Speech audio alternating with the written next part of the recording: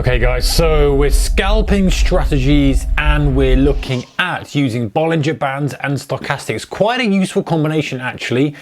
This is a different way of recognizing scalping opportunities and scalping targets. So let's dig into the screen and see what's going on. So we've got a 2-minute chart here and I'm going to run through the settings that I've got on the screen for you. So we have a 13 period moving average and we have the standard deviations on the Bollinger Band set to 3. Unusual, yes, because the default is normally 2, but let's have a look nevertheless. Stochastics on trading view, I've got the %K at 5, %D on 3 and smooth on 3. And these are regular stochastics. So they're probably going to be a slow stochastic if you've got a different charting platform to this. So I've been reading the rules, and again, this is something that kind of well-known trading guru, if you like, has posted. So let's have a look at it and see if it's any useful for us for our scalping. I personally think that it could be, because I quite like stochastics as an indicator, because I think they're super useful on multiple different levels, and I'm probably going to talk more about those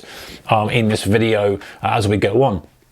All right, so the theme and the idea of this strategy is this. So when stochastics have been overbought or oversold, you're looking to trade as they come off an overbought environment. So as they come off, let's say overbought, and let's normally you'd set after the open. So after it's settled down a little bit and everything's calmed down, you're trying to fade any moves that come from an overbought scenario. So overbought scenario is here. As we roll off overbought, so this sort of slightly shaded purple area here is where you would initiate your short. And the theory is that the Bollinger Bands are there to take profits if it hits a Bollinger Band.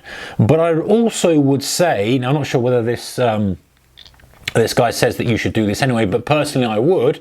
When you go into oversold, if you're short and it pushes into oversold, then take that as a hint to come out of the trade, especially if we're talking about scalping. You know, in this scenario here, as you're coming off here, what are you short here? Right? Let's say worst case scenario, 11,205, and as you start to tag into oversold, you're down here at 11,193. So nice little scalping trade.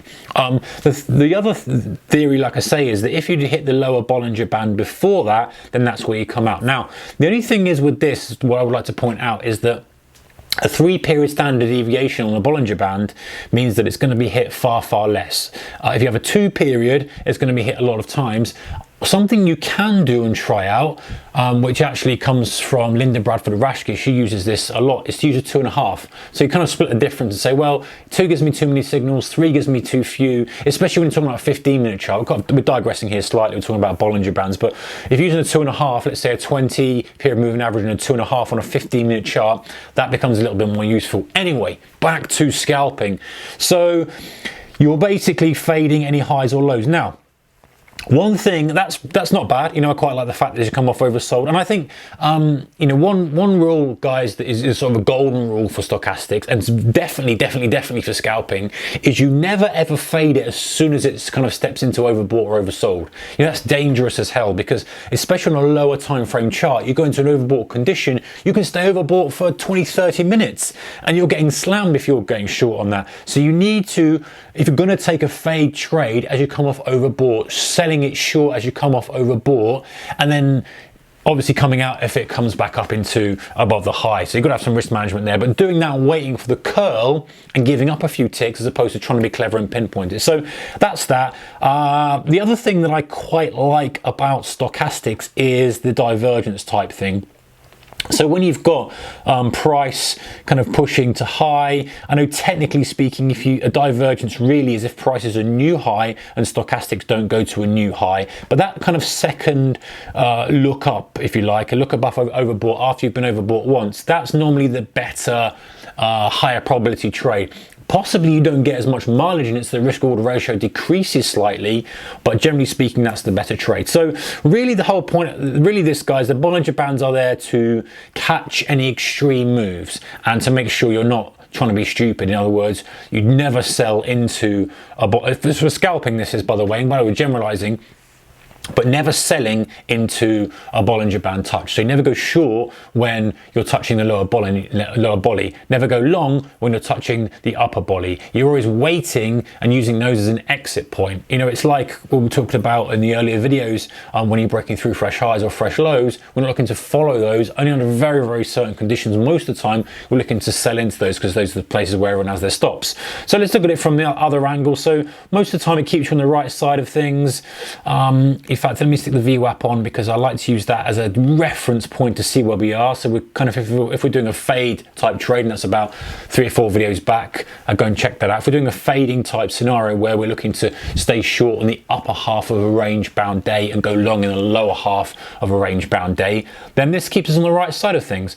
Are you going to get stopped out from time to time? Yes, you are. But these settings mean that, generally speaking, you're catching the ebbs and flows of the market, and stochastics are beautiful in a rotational environment, as you may expect. And the good thing about stochastics as well, guys, is that when it goes quiet, generally they won't push into overbought or oversold, so it keeps you out of getting caught up in chop. So that's that. Let's have a look at how they perform in a trending environment, because there's always, as with moving averages, guys, moving averages are absolutely beautiful in a trending environment. They keep you on the right side of a trend, and in hindsight looks great because you're there and you're capturing the whole move. But as soon as you go into a kind of range bound environment, you get absolutely slaughtered. So is the opposite true for stochastics? Let's have a look. Well, the answer is, if you're fading a trend using stochastics, you're probably going to get run over. What do I mean? So basically, I mean that if you're in a trending environment and you're buying any push off an oversold condition, you are most likely going to get slammed, because it's going to remain oversold for a long period of time when you're not going to get the bigger bounce than you want. And I know that this kind of comes back to that question of, well, how do you tell if it's a range bound or a trending environment?